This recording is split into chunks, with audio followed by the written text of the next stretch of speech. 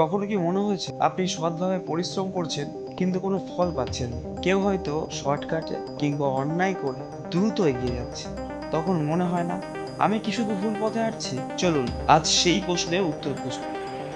নমস্কার, আমি অমিতাভ মণ্ডল। আজ আমি কোনো বড় জ্ঞান দিতে আসি, আমি শুধু আমার জীবনে যা শিখেছি সেটাই তোমাদের সঙ্গে ভাগ করে নিতে এসেছি। একটা কথা আমি খুব কাছ থেকে বুঝেছি, সৎ পথে চলা অনেক কঠিন, কারণ এই পথে কোনো শর্টকাট নেই। এখানে নিজেকে প্রতিদিন প্রমাণ করতে হয়, প্রতিদিন নিজের সঙ্গে যুদ্ধ করতে হয়, আর সবচেয়ে বড় কথা, এখানে ধৈর্য রাখতে হয়। আমি অনেক বছর ধরে চেষ্টা করেছি, ভিডিও বানিয়েছি, ভুল করেছি, নতুন করে শুরু করেছি। অনেক সময় এমন হয়েছে যখন যখন মনে হয়েছে এত চেষ্টা করছি তবুও কেন হচ্ছে না?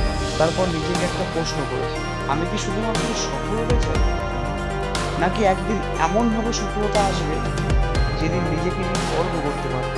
আমরা সোশ্যাল মিডিয়ায় একটা জিনিস দেখি, সাকসেস, কিন্তু সেই সাকসেসের পেছনে কত রাত জাগা থাকে, কত ব্যর্থতা থাকে, কত লড়াই থাকে, চোখের জল বা এত ত্যাগ কেউ শেখায় না। তাই অনেকেই ভুল করে ভাবে অসৎ পথে গেলে হয়তো দ্রুত সফল হওয়া যায়, হয়তো যায়, কিন্তু একটা প্রশ্ন থেকে যায়, সেই সাফল্য কতদিন টিকে থাকবে? আমি বিশ্বাস করি যে গাছ আস্তে ধীরে বড় হয়, সেই গাছের শিকড় তত গভীর হয়। মানুষের জীবনও ঠিক তেমন। যে সাফল্য সময় নিয়ে আসে, সেই সাফল্য মানুষকে ভিতর থেকে শক্ত করে তোলে। দেখো, জীবনটা অনেক ছোট, তাই যতদিন বেঁচে আছে সৎ পথে কাজ করে যেতে চাই। তাতে যদি আরো সময় লাগে লাগুক, যদি আরো বেশি পরিশ্রম করতে হয় করব, কারণ আমি শুধু চাই আমার পরিচয় শুধু আমার কাজে না, আমার চরিত্রতেও ফুটে উঠুক। আর যদি আমি হেরে যাই, তবুও আমি চাই না আমার বিবেক আমাকে হারিয়ে দিক।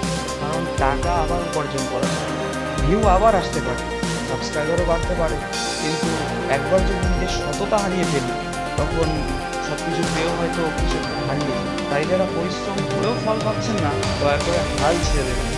আপনার সময় হয়তো এখন আসেনি, কিন্তু তার মানে এই নয় যে আপনার সময় কখনোই আসবে না। ধৈর্য ধরুন, অপেক্ষা করুন, লড়ে যান, সময় আসবে।